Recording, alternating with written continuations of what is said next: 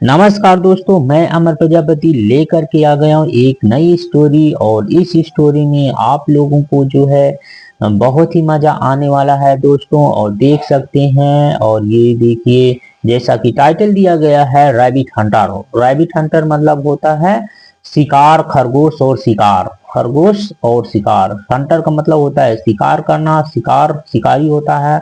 देख लीजिए, ये शिकारी है, ये संत महात्मा है, और ये खरगोश है। और ये कहानी जो है बहुत ही अच्छी कहानी आप लोगों को लगेगी, और इस कहानी से आप लोगों को कुछ सीख भी मिलेगा। तो चलो शुरू करते हैं story. Let's begin on story. और शुरू करते हैं स्टोरी को। दर्शक की स्टोरी का टाइटल ही है द रैबिट हंटर। रैबिट का मतलब खरगोश, हंटर का मतलब होता है शिकारी। चलो शुरू करते हैं। डियर लिखा हुआ है, deer was a cruel hunter. देखो, यहाँ पर डियर का प्रयोग जब सब्जेक्ट के रूप में किया जाता है तो डियर का प्रयोग नहीं किया जाता है। डियर का उच्चारण किया जाता है लेकिन इसका कोई अर्थ नहीं होता है। तो डियर जो है कि यहाँ पर इसलिए कि यहाँ पर कोई सब्जेक्ट नहीं है, और वाक्य को पूरा करने के लिए देयर का इस्तेमाल किया जाता है जब सब्जेक्ट नहीं होता है। तो यहाँ पर लिखा गया है there was a cruel hunter. एक क्रूल का मतलब होता है क्रूर, हंटर का मतलब शिकारी। एक क्रूर शिकारी था, एक क्रूर शिकारी था।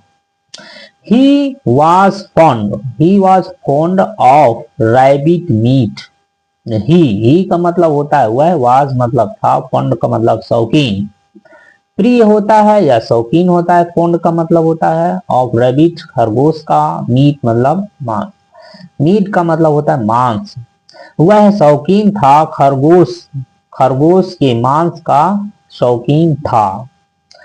एवरी डे, एवरी का मतलब होता है प्रत्येक, डे का मतलब होता है दिन, तो हो जाता है प्रत्येक दिन। He would Hunt a rabbit for lunch. प्रत्येक दिन ही वुड का इस्तेमाल किया जाता है, विल की पास्ट टेंस होती है। वुड उस समय जैसे कि कोई बात कहा जाता है तो कहानी पास्ट टेंस में होती है।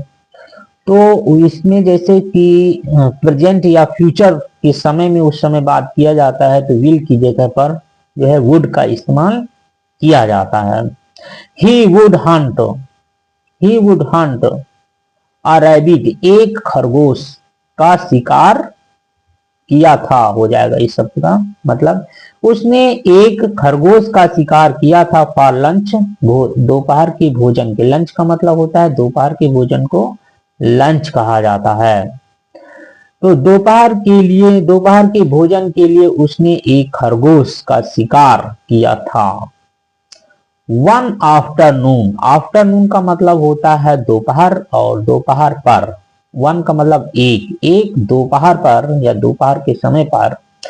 ही caught a rabbit and was walking towards his home. एक दोपहर पर, एक दोपहर, ही कॉट, कैच की सेकेंड फॉर्म होती है कॉट। कैच का मतलब पकड़ना, कॉट का मतलब पकड़ लिया। अ रैबिट एक खरगोश को, एंड और, वाज था वॉकिंग, वॉकिंग मतलब चलना होता, आईएनजी लगा यानी चल रहा। वाज है तो चल रहा था हो जाएगा, क्या हो जाएगा, चल रहा था। टू वर्ड्स का मतलब होता है किसी की ओर जा रहे हैं तो वहां पर टू वर्ड्स का इस्तेमाल करते हैं। टू वर्ड्स का मतलब की ओर होता है। हिज होम यानी अपने घर, अपने घर की ओर वह चल रहा था। One on the way, on का मतलब पर होता है, वे का मतलब होता है रास्ता होता है, और रास्ते पर हो जाएगा, रास्ते पर। ही came across a Sant, Saint लिखा हुआ है, और साधु महात्मा, सेंट का मतलब होता है संत पुरुष या साधु, ऋषि को हम अंग्रेजी में सेंट कहते हैं। तो ही केम वह आया, वह आया, कम गो की सेकेंड, कम की सेकेंड फॉर्म होती है केम। और वह आया एक्रॉस, एक्रॉस का मतलब किस, आर पार। एक्रॉस का मतलब होता है आर पार, यानी कि पास से वह, पार से वह गुजर रहा था। एक्रॉस, क्रॉस का मतलब क्रॉस करना होता है, किसी के पास से गुजरने को अक्रॉस कहते हैं। संत, एक संत, एक संत के पास से वह, एक संत के पास वह आया, और रास्ते में संत मिल गए तो वहां से वो गुजर रहा था। आया, केम का मतलब होता है आया। द सेंट सैड, द का प्रयोग किया जाता है, और द एक प्रकार का क्या होता है, आर्टिकल्स होता है। द का प्रयोग, द का कोई मतलब अर्थ नहीं होता है, और ये सब्जेक्ट से पहले लिखा जाता है। और यहां पर लिखा गया सेड, संत ने कहा या साधु महात्मा ने कहा। से की सेकंड फॉर्म होती सैड। इनवर्टेड कामास में लिखा गया, और इनवर्टेड कामास में जो भी वाक्य लिखे जाते हो प्रेजेंट या फ्यूचर में होते हैं, और जब के समय में जैसी बातचीत की गई थी वैसे ही लिखा जाता है, इसका पास्ट सिक मतलब नहीं होता है। देखिए लिखा है इन्वर्टेड कॉमर्स में लिखा गया सन, सन का मतलब होता है पुत्र। Let go of the rabbit, rabbit का मतलब होता है खरगोश, और लेट का प्रयोग किया जाता है दोस्तों जैसे कि यहाँ पर गो के साथ, और लेट हमेशा वर्ब के साथ आता है, और यहाँ वर्ब की फर्स्ट फॉर्म के साथ। तो यहाँ पर लिखा गया लेट गो, लेट गो का मतलब जाने दो, लेट कम आने दो, लेट गो जाने दो, ऐसे होता है इसका प्रयोग। तो लेट गो जाने दो ऑफ द रैबिट, खरगोश को, खरगोश को जाने दो पुत्र, पुत्र खरगोश को जाने दो, संत महात्मा कह रहे हैं। God will bless you for this dead, deed लिखा गया है, डीड लिखा हुआ है। डीड का मतलब होता है काइंड, डीड का मतलब होता है दया, दया, दया। इसकी दया के लिए आपको भगवान जो है वो क्या करेगा, आशीर्वाद देगा। गॉड विल ब्लेस यू, भगवान तुम्हें आशीर्वाद देगा। विल की विल है, विल है तो फ्यूचर में, ब्लेस का मतलब आशीर्वाद, यू मतलब तुम्हें, भगवान तुम्हें आशीर्वाद देगा।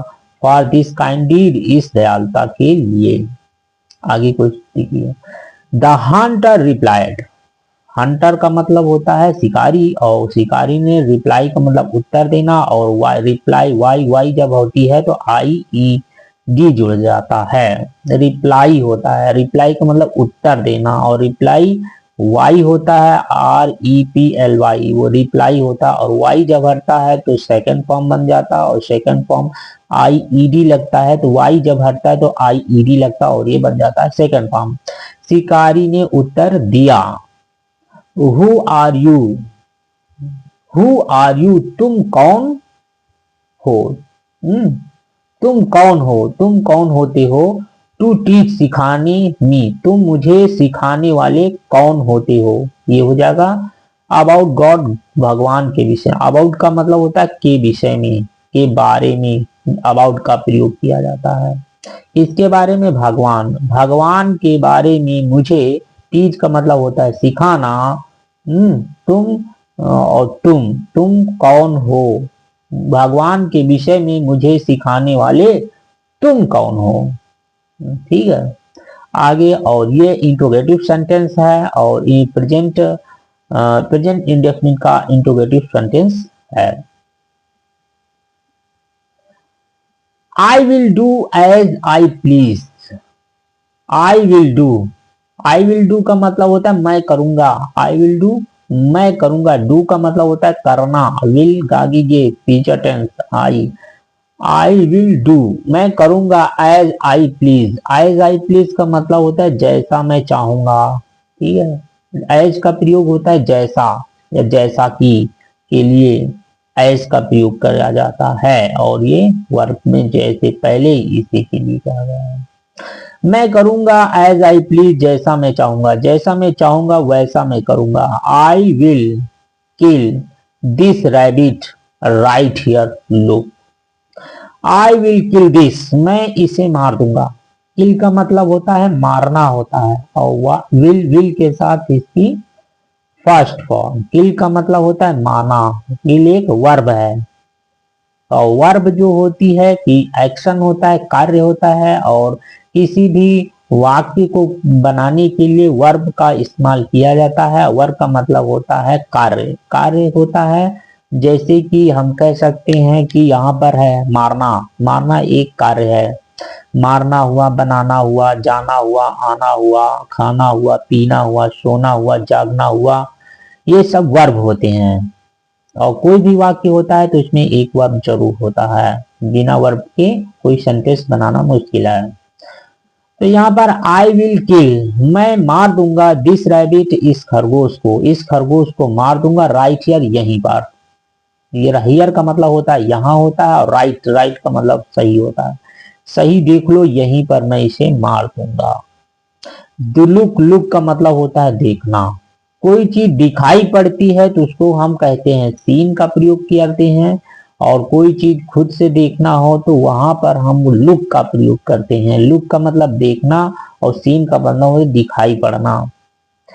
आगे देखिए, सेइंग, सेइंग सो, ऐसा कह करके, सेइंग मतलब कह रहा है, सो मतलब ऐसा, ऐसा कह करके, ऐसा कह करके, ही पुल्ड, पुल्ड का मतलब, पुल का मतलब होता है खींचना, आई और यहाँ पर ईडी लगा, खींचा। और पुल एक प्रकार के वर्ब है, वर्ब की सेकंड फॉर्म का इस्तेमाल किया गया है, और हर सेंटेंस में एक वर्ब जो होता है जो कार्य होता है, वर्ब का मतलब होता है कार्य, और कोई कार्य होता है तो इसमें वर्ब जरूर होता है। ही पुल्ड, उसने खींचा, आउट अ लार्ज नाइफ, एक बड़ी सी चाकू को बाहर निकालना। आउट का मतलब होता है बाहर निकाला, उसने खींच कर बाहर निकाला। अ लार्ज नाइफ, एक बड़ी चाकू, लार्ज का मतलब होता है बड़ा, नाइफ का मतलब होता है चाकू। The saint pleaded not to do so, संत का मतलब होता है ऋषि या साधु, संत ने प्लेड, प्लेड का मतलब होता है अनुरोध करना, और ईडी लगा हुआ है यानी कि सेकंड फॉर्म बन जाती है, यानी कि संत ने अनुरोध किया, ठीक है। और वर्ब है, देखिए यहाँ ये भी वर्ब है और वर्ब की सेकंड फॉर्म है, और कहानी पास्ट, सिंपल पास्ट में हो है तो यहाँ पर वर्ब की सारी जो है कि सेकंड फॉर्म का ही इस्तेमाल किया जाता है। जो इन्वर्टेड कॉमास में होते हैं वहां पर भले ही वर्ब की फर्स्ट फॉर्म होती है, लेकिन यहाँ का, यहाँ जो वर्ब की सेकंड फॉर्म है। संत ने कहा, प्लेडेड, प्लेडेड का मतलब अनुरोध करना होता है, अनुरोध किया। नॉट टू डू, ना करो, सो का मतलब ऐसा, ऐसा मत करो, कह रहा है ऐसा मत करो, नॉट टू डू सो, ऐसा मत करो। सो का मतलब होता है ऐसा, या अतः के लिए भी प्रयोग किया जाता है, या इसलिए के लिए भी सो का इस्तेमाल किया जाता है। बट, किंतु, बट किंतु, the Hunter pushed him away, Hunter, but किंतु, हंटर, हंटर शिकारी ने, पुश का मतलब होता है धक्का देना, पुश्ड, और ये भी वर्ब की सेकंड फॉर्म है, पुश्ड का मतलब धक्का दिया। हिम अवे, अवे का मतलब होता है दूर या रास्ता, हिम मतलब उसे, उसे दूर क्या हुआ, धकेल दिया, उसे दूर धकेल दिया। यानी को देख लो कितना बेवकूफ आदमी है, संत पुरुष को ही धक्का देके दूर धकेल दिया। आगे देखिए, as the hunter sat down to slide the rabbits, rabbits thought, thought का मतलब होता है गला, rabbits यानी कि अपोस्ट्रोफी एस का मतलब उधर राबिट का, खरगोश का, थॉट मतलब गला, तो खरगोश के गले को, स्लाइड का मतलब होता है काटना, और खरगोश के गले को काटने के लिए टू, टू का इस्तेमाल करते हैं कि चीज की और कोई चीज कहा गया है या तो किसके लिए कहा गया है तो वहां पर टू का इस्तेमाल किया जाता है। क्या करने के लिए, यहाँ पर देखो, as the hunter sat down, hunter मतलब शिकारी, एज का मतलब जैसा कि, या जो कि शिकारी जो है सैट डाउन बैठ गया, और किस लिए बैठा है, आगे टू का इस्तेमाल किया गया है। बैठ गया तो कोई कार्य करने जा रहा है तो बैठ गया, टू, टू क्या करने के लिए बैठा है, टू स्लाइड द रैबिट है थ्रॉट्स, स्लाइड का मतलब होता है काटना, रैबिट्स खरगोश का, थॉट मतलब गला, खरगोश का गला काटने के लिए जैसे ही वह नीचे बैठा, सैट डाउन, सैट डाउन नीचे बैठा। सीट की सेकंड फॉर्म होती है सैट, सीट का मतलब होता है बैठना, सैट मतलब बैठ गया, सैट डाउन नीचे बैठ गया। आगे देखिए, द नाइफ, देखो यहाँ पर नाइफ, नाइफ का मतलब होता है चाकू, और चाकू एज ए सब्जेक्ट है इसलिए यहाँ पर दा का इस्तेमाल किया गया आता है, जो सब्जेक्ट से पहले दा का इस्तेमाल किया जाता है। द नाइफ, चाकू, चाकू क्या हो गया, देखिए चाकू क्या हो गया, slipped.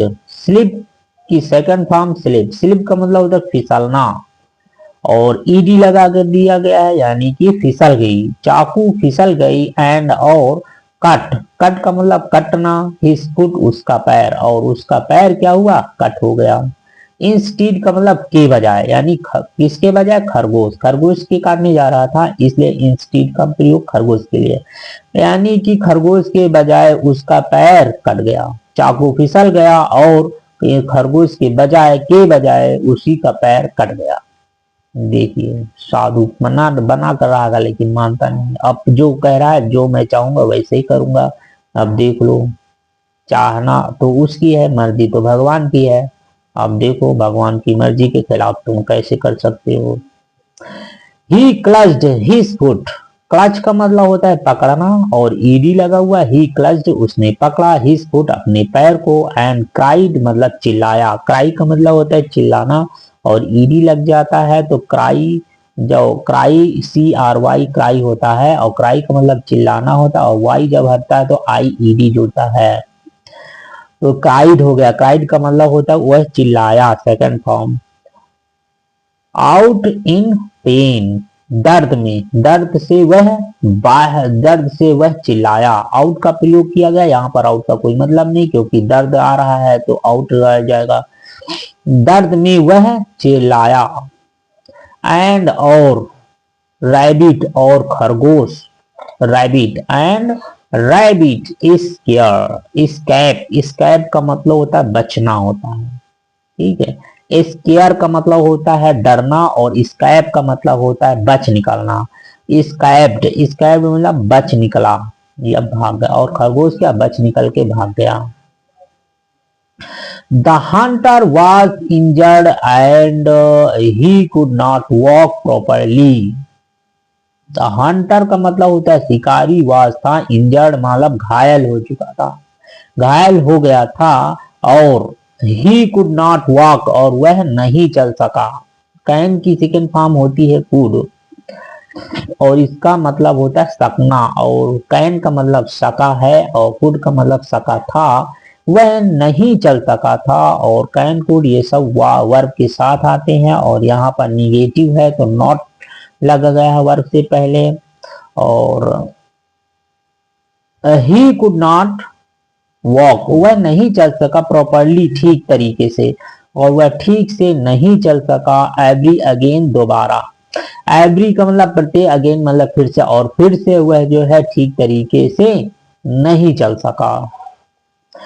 Late alone hunt rabbits, let alone hunt का रैबिट्स का मतलब होता है लेट का मतलब लेट अलोन छोड़ ही दो, लेट अलोन का मतलब छोड़ ही दो, हिंटर मतलब शिकार करना, रैबिट्स का मतलब खरगोश का, और खरगोश का शिकार करना तो छोड़ ही दो, वह ठीक तरीके से प्रॉपरली दोबारा चल ही नहीं सका, ये हो जाएगा। तो दोस्तों देख सकते हो साधु पुरुष संत पुरुष का कहना नहीं माना, इसे बार बार समझा रहे थे कि भैया इसे छोड़ दो, इस पर दया करो, भगवान तुमको इसका जो है आशीर्वाद देगा, इस दयालुता के लिए तुमको भगवान आशीर्वाद देगा। लेकिन ये किसने कहा कि भाई ने मैं जैसा चाहूंगा वैसा ही करूंगा, मैं इसे नहीं छोड़ूंगा। ये देखो आई विल डू, मैं करूंगा एज आई प्लीज, जैसा मैं चाहूंगा वैसा ही मैं करूंगा। देखो इतना बदमाश शिकारी था और इसको सजा मिल गई है, अब ये दोबारा ठीक तरीके से चल नहीं सका, इसका पैर कट गया। तो दोस्तों इस कहानी से आप लोगों को कुछ शिक्षा तो जरूर मिली होगी कि दूसरे की जान नहीं लेना चाहिए, चाहे वो जानवर हो या कोई भी प्राणी हो, सबको जीने का अधिकार होता है। तो देख सकते हैं इस कहानी को, और आप लोग यदि इंग्लिश सीखना चाहते हैं तो एक वीडियो को 2 से 3 बार देखने का प्रयास करें, और ऐसा यदि कंटिन्यू आप लोग प्रयास बनाते हैं तो मैं यकीन के साथ कह सकता हूं कि बहुत ही जल्द आप लोगों को जो है कि बुक रीडिंग करना और इंग्लिश सीखने में बहुत मदद मिलेगी। और मैं फिर मिलता हूं एक नई कहानी में, अगली नई कहानी में, तब तक के लिए अपना ख्याल रखें। धन्यवाद।